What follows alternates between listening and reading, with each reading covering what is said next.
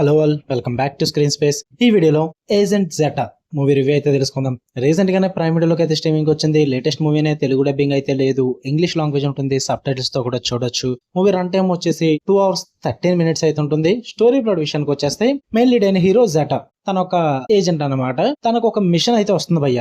ఒక farmer agent ని కనిపెట్టాలి, తన లైఫ్ కి ప్రమాదం ఉందని చెప్పేసి.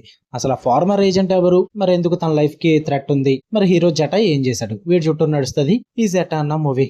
ఇక నాకు ఎలా అనిపించిందిరా అంటే, పొద్దున్నే బేవర్స్ గాళ్ళు ఎక్కువైపోయారు. ఓడి అమ్మా, నా ఓపిక మొత్తం పరీక్షించింది భయ్య ఈ మూవీ. ఇట్స్ లైక్ బోరింగ్ అనమాట. బోరింగ్ లైక్ హెల్. అసలు చాలా బోరింగ్ అనిపించింది. నేను చూసిన రీసెంట్ స్పై ఏజెంట్ మూవీస్ లో వన్ ఆఫ్ ది బోరింగ్ అని చెప్తాను నేనైతే.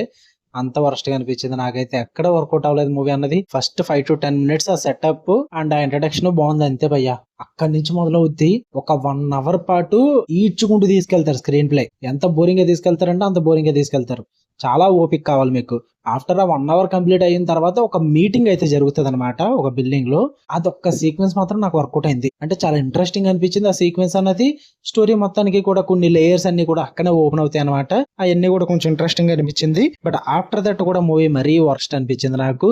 అంటే స్టార్టింగ్ నుంచి ఎక్కడ కూడా కాన్సెప్ట్ కి ఆ స్టోరీకి అసలు కనెక్ట్ అవ్వం మనం. అసలు చాలా టెర్రబుల్ గా అనిపిస్తుంది. మెయిన్ గా స్టోరీ అన్నది సిఎన్ఐ అంటారు, ఏజెంట్స్ అంటారు, అండ్ ఒక సిఎనాగా మిషన్ ఒకటి జరిగింది అంటారు.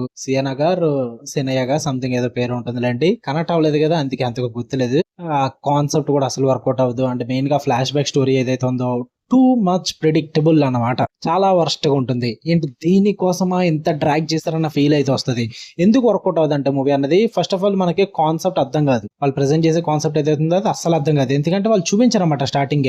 మూవీ ఎండ్ కి వచ్చేసాక ఫ్లాష్ బ్యాక్ గురించి రివీల్ చేస్తారు. అప్పుడు మనం కనెక్ట్ అవుతాం స్టోరీ మొత్తానికి కూడా.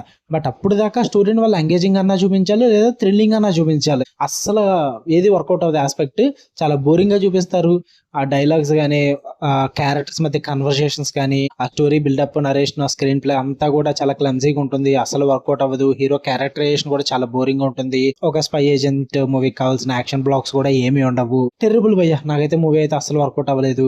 టైం పాస్ కూడా అవ్వలేదు నాకు. చూద్దాం అనుకుంటే ట్రై చేయండి. ప్రైమ్ వీడియోలో ఉంది. ఫ్యామిలీతో చూడడానికి ఇబ్బంది పడతారు, సో అవాయిడ్ చేసేయచ్చు. మీ ఇష్టం, మీ ఓపిక. చూద్దాం అనుకుంటే ట్రై చేయండి. మీకు కనుక వీడియో నచ్చితే లైక్ చేయండి, షేర్ చేయండి, మీ ఒపీనియన్స్ కూడా కామెంట్ చేయండి. మళ్ళీ నెక్స్ట్ వీడియోలో కలుద్దాం. అంటే దాని లవ్ యూ ఆల్, బై.